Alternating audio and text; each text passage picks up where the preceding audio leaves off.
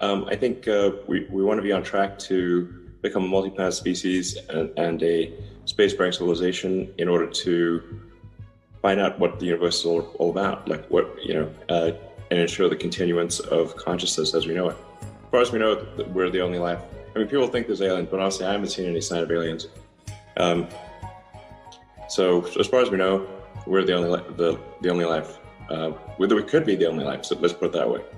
And we need to take the set of actions that are most likely to make the future good and result in the continuance of consciousness as we know it. We've gone through many iterations, starting from not really knowing how to build rockets at all with Falcon 1, and having 4 failures actually in reaching orbit. 3 failures, and then the 4th one got to orbit. So 4th one's a charm. So we only barely survived. I was at 0 cash basically when we got that 4th one to orbit, and if that 4th one hadn't worked, we would have been curtains. So it's definitely not been smooth sailing. It's been a very difficult ride, with just a lot that has been discovered along the way. I mean, just trying to figure out what questions to ask about the design was quite difficult. I think it's helpful to have as the objective the creation of a self-sustaining city on Mars. I think this has to be the objective, not simply a few people or a base, but a self-sustaining city. The acid test really is if the ships from Earth stop coming for any reason, does Mars die out? For any reason. It could be banal, or it could be nuclear Armageddon. It doesn't matter.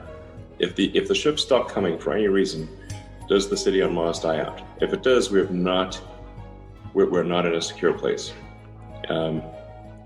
So, I mean, I think this really might come down to, on the great filter front, are we going to create a self-sustaining city on Mars before or after World War III? And I think the probability of it being created after World War III, hopefully there's never a World War III, but of after is low.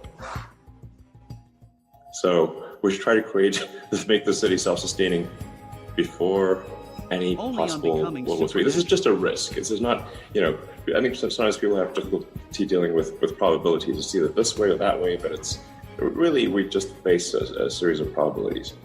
And there's some chance that we will have a giant war or a super volcano, or a comet might hit the Earth, or we might just self-extinguish in some. It might be more of a whimper than a bang. And frankly, right now, civilization is not looking super strong. It's just looking a little rickety right now, to be frank. It's not an escape vehicle. It's simply something that it's not like you can. I mean, unless Mars is made self-sustaining, which will probably not happen in my lifetime. It is certainly not. It's meaningless to have an escape, lifeboat or escape hatch or something, if you're simply moving to another place where you will soon die out. That doesn't count. It's not much of a lifeboat, really. So this is really about, minimizing existential risk for civilization as a whole, and then having an exciting future that you can look forward to, and a future where we are a space-faring civilization and multi-planet species is far more exciting than one where we are not. That's an exciting future, and being forever confined to Earth until some eventual extinction event is depressing and not fun. And we need things that make you want to get out of bed in the morning and be excited about the future. And I think being a space-faring civilization is one of those things that everyone can get excited about. You first have to say what is the goal.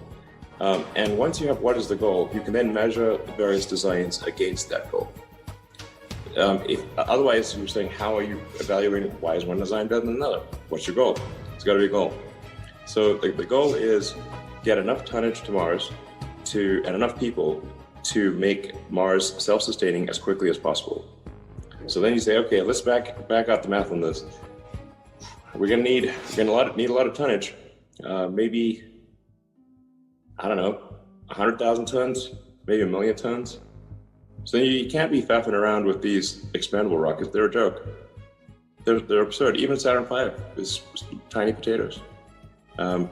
We need it, because if you want to get, like, let's say, first order approximation, 1 million tons to the surface of Mars, inclusive of people. That means probably something around 4 or 5 million useful tons of payload into a low Earth orbit.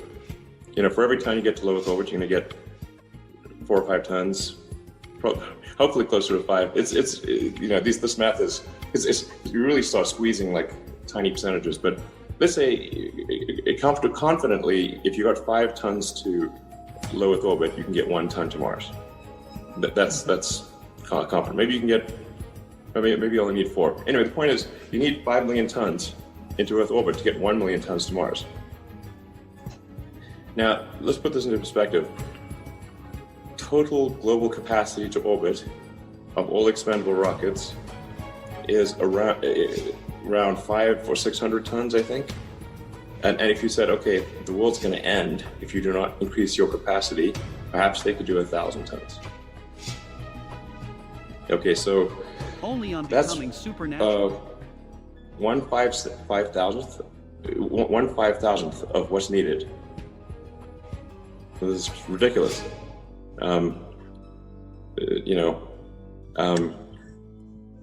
It's not even, 0.1% would be 1,000th. So way less than 0.1%. We have way less than 0.1% of the capability needed to create if everyone went full tilt with expendable rockets. Expendable rockets are just utterly stupid, in my opinion. Utterly stupid. They're a complete waste of time. People should stop wasting their time. If you try to sell an expendable plane, people would laugh you out of the room. If you try to sell an expendable car, they would laugh you out of the room. If you try to sell an expendable horse, they would laugh you out of the room and think there's something wrong with you mentally. So all these things are reusable. It's essential to be reusable. Now, creating a reusable rocket, orbital rocket, is very difficult. Doing a suborbital reusable rocket is easy. Doing a reusable orbital rocket is hard. Even when a lot of smart people have put quite a bit of effort into it, they might get 2 or 3% of the lift-off mass to low Earth orbit. And a really epic rocket would get 4. I'm not sure, I don't think anyone's ever gotten 4. But you basically need to have something that in expendable form would probably get about 4% of its payload to orbit, such that you can spend about half of that 4% on reusability and still net out to around 2% of payload to orbit. So you have to make both the booster and the upper stage and the fairing and everything reusable. With Falcon 9, so with Falcon 1, we did actually attempt to do this. So we had a parachute from the first stage, but really did not appreciate that first stage was going to hit the atmosphere like a concrete wall. So at first I got pretty mad at the parachute supplier until I realized, it's not their fault. We were just big fools. That thing was exploding as soon as it hit the atmosphere. So you really got to do something to only on becoming supernatural. Ease the transition into the atmosphere at high Mach number. It's very hot and there's a lot of force and a lot of heat. So then with Falcon 9, we made a bigger rocket. And now scale matters here because you do get basically economies of scale. You can't have a tiny rocket. There's a tiny rocket, you basically just end up carrying your electronics to orbit.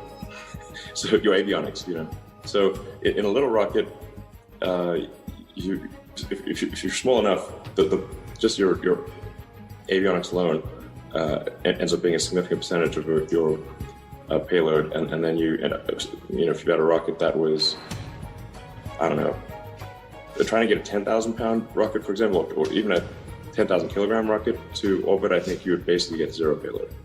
Now, as you get bigger, the rocket gets bigger, but the brain doesn't get bigger. The brain can stay the same size. So your avionics, for example, become almost 0% of the weight at a perfect rocket. Then for big rockets, you also get gauge advantages. So this is Help by spreading this message. Share with your friends, leave a like and subscribe if you haven't done so already. Turn on notifications to stay updated. we're really in the nuances of rocket design and manufacturing here.